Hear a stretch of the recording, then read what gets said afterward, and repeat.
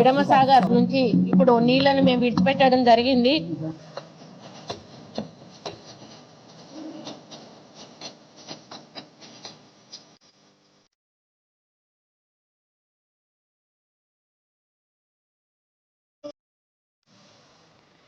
చూసారు కదా బైసాబ్, కాళేశ్వరం కట్టుడైపోయిందట, కూలుడైపోయిందట. మరి కూలుడైపోతే 20 టీఎంసీల నీళ్లు హైదరాబాద్కి ఎట్లా వస్తున్నాయి, 5 టీఎంసీల నీళ్లు మూసీకి ఎట్లా వస్తాయి? మన మంత్రి గారేమో 1,10,000 ఎకరాలకు నీళ్ళు ఎట్లా విడుదల చేసే? మరి ఈ రకమైనటువంటి గోబల్స్ ప్రచారం. ఇవాళ ముఖ్యమంత్రి గారు బహుశా సిద్దిపేట జిల్లాకు పోతున్నాడు. కోకోకోలా ఫ్యాక్టరీ ఒకటి ఇనాగ్రేషన్ చేయడానికి వెళ్తున్నాడు. అది ఎడికెళ్ళి వచ్చింది? కోకోకోలా కంపెనీకి సరఫరా అయ్యే నీళ్లు కూడా కాళేశ్వరం నీళ్ళే. అసలు ఆ కోకోకోలా కంపెనీ ఎందుకు పెట్టిందాడా? కాళేశ్వరం నీళ్లు ఉన్నాయి కనుక, కొండపోచమ్మ ప్రాజెక్ట్ ఉంది కనుక, దాని నుంచి నీళ్లు వస్తున్నాయి కనుక, నీటి సరఫరా ఉంది కనుక ఆడ ఫ్యాక్టరీ ఆ రోజు వాళ్ళు పెట్టిండ్రు. ఆనాడు కేసీఆర్ గారు ఆ భూ నిర్వాసితులకు అక్కడ ఉద్యోగాలు దొరకాలని ఫ్యాక్టరీ పెట్టించిండ్రు. ఇవాళ ఈయన పోయి ఇనాగ్రేషన్ చేస్తుండ్రు.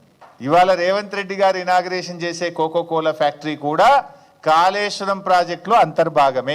గా నీళ్లు ఉన్నాయి కనుకనే గా ఫ్యాక్టరీ గాడు వచ్చింది. గా విషయం కూడా ఆయనకు తెలియదు. తెలుసు డబుల్ స్టాండర్డ్. ఇక సోనియా గాంధీ గారు, అది కూడా ఒకసారి చూస్తే అయిపోతుంది. సోనియా గాంధీ ఎందుకంటే పాపం ఆగాదు, నేను చెప్పినాక వెట్రా బిడ్డ ఎంత తొందరపడుతున్నారు నాయన. రేవంత్ రెడ్డి గారి డబుల్ స్టాండర్డ్స్ విషయంలో పాపం సోనియా గాంధీ గారు కూడా అతీతం కాదు. చివరికి ఆమె మీద కూడా తన 2 నాలుకల ధోరణి రేవంత్ రెడ్డి గారు ఎలా ప్రయోగించారో ఒక్కసారి చూద్దాం.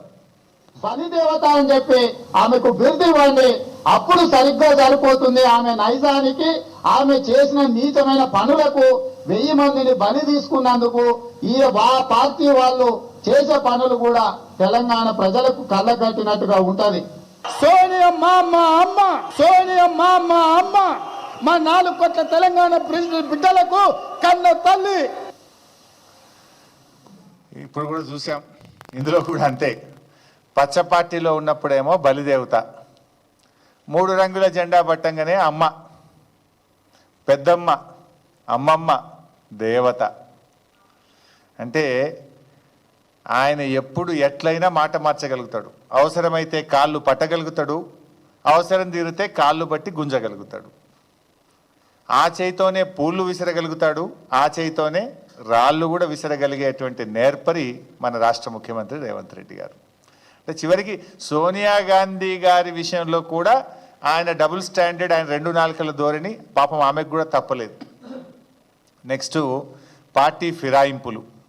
ఈ సరఫరా సీఎం ఫిరాయింపుల మీద ఎలా మాట్లాడిండో, ఎలా మాట ఫిరాయించిండో కూడా ఒక్కసారి చూద్దాం. కుక్కలు ఊర్లో